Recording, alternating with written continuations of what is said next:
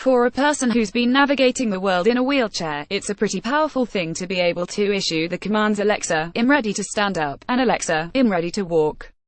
Bionic Labs ARK is the latest robotic exoskeleton that enables paraplegic people to rise to their feet and walk using their paralyzed legs.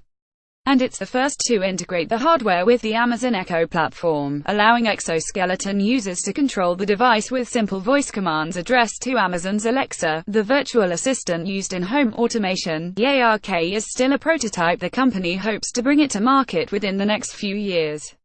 Company co-founder and Mitchell Priwater says the ARK's voice control system will set it apart from the few exoskeletons that are already available to consumers, because it will make the ARK easy to use in the home. There's a huge opportunity for us in the home exoskeleton market, which hasn't been tapped into yet, he says. With the voice commands, users can trigger the exoskeleton's basic actions, standing up and sitting down, walking and stopping, and tweak parameters like stride length. They can also ask for information by saying, for example, Alexa, what's my battery status? And because Amazon's platform uses natural language processing, users don't need to speak a precise sequence of words. A user could also say, Alexa, how much power is left in the battery, and get the same information.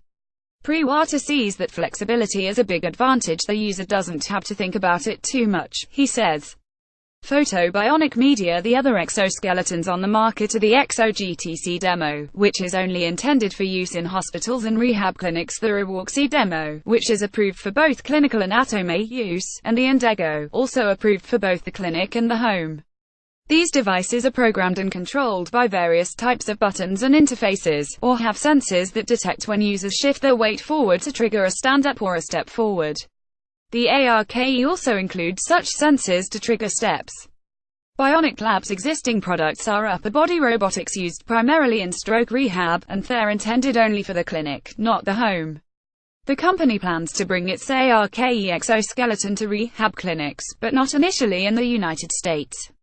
We haven't targeted the United States because Rewark and Exo have been there for quite some time already on the clinical side, says Priwater.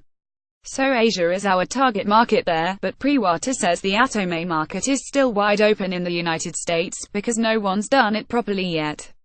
He says 60% of the company's road is now devoted to making a new exoskeleton that's optimized for home use, and which would be cheaper and more lightweight. Such a device would be intended not only for people with paralysis due to a spinal cord injury or stroke, but also people who have mobility problems stemming from disorders like multiple sclerosis. Exoskeletons could even become everyday helpers for the elderly, he says. An exoskeleton for the aging population could have much broader use. Anyone that has some sort of disability in walking that's severe enough to require a walker or two canes. Priwater says. Bionic Media. To integrate the ARK with the Amazon Echo platform, the Bionic Labs team got everything they needed from Amazon's software developer kit. But to take the next step, to get medical regulators to approve their exoskeleton as a commercial product suitable for Atome use, the team will likely need direct input from Amazon, Priwater says.